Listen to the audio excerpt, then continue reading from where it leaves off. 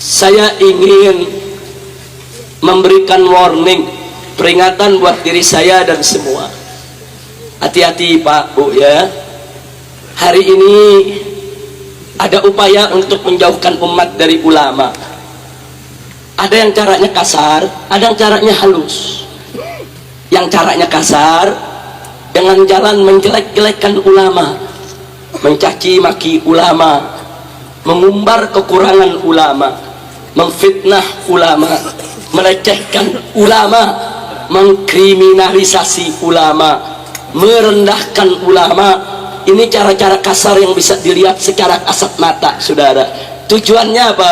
Supaya umat tidak lagi menghormati ulama, tidak menghargai ulama, tidak memuliakan ulama, sehingga umat meninggalkan ulama. Inna lillahi wa inna ilaihi raji'un. Tapi ada juga yang caranya halus, saudara. Caranya halus, caranya nggak kelihatan dia benci ulama, caranya nggak kelihatan dia musuhi ulama. Caranya halus Pak, caranya halus Bu. Bagaimana cara dia? Perhatikan baik-baik saudara. Saya berikan beberapa contoh. Pertama, apa dia katakan?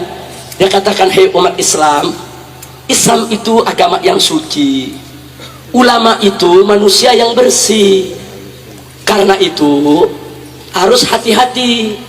Sedangkan politik itu merupakan ladang yang kotor, penuh intrik. Karenanya agama Islam yang suci, ulama yang bersih, jangan dibawa ke dalam ladang yang kotor, jangan dibawa ke politik. Maka itu jauhkan Islam dari politik, karena politik kotor, Islam itu suci. Karena itu jauhkan ulama dari politik, karena politik kotor, ulama itu bersih.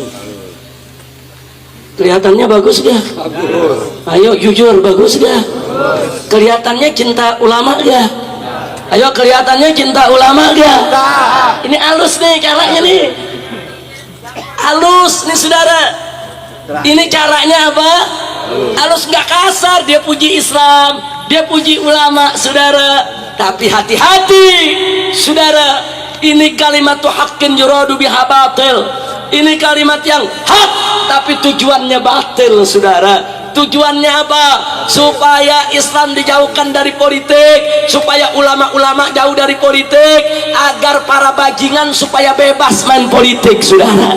Supaya para bajingan seenaknya masuk ke dunia politik untuk mengatur seenaknya bangsa dan negara, bikin undang-undang seenaknya, bikin aturan seenaknya. Nanti kalau mereka sudah berkuasa, masuk menguasai politik, mereka bikin aturan seenaknya, ulama yang ditekan untuk melaksanakannya saudara. Betul?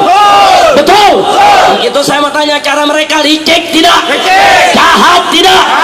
Hati-hati saudara. Maka itu kita jawab di sini. Hei, betul, Islam itu memang bersih, Islam itu memang suci. Betul, ulama itu memang mulia, ulama itu dimuliakan Allah. Innama yakhshallah min ibadihil ulama. Ulama itu memang takut kepada Allah. Allah nyatakan dalam ayat yang lainnya lagi, yarfa'illahu alladhina amanu minkum walladhina utul ilma darajat. Allah meninggikan kedudukan para ulama. Betul, Islam itu suci, ulama itu bersih, Islam itu mulia, ulama itu terhormat. Betul.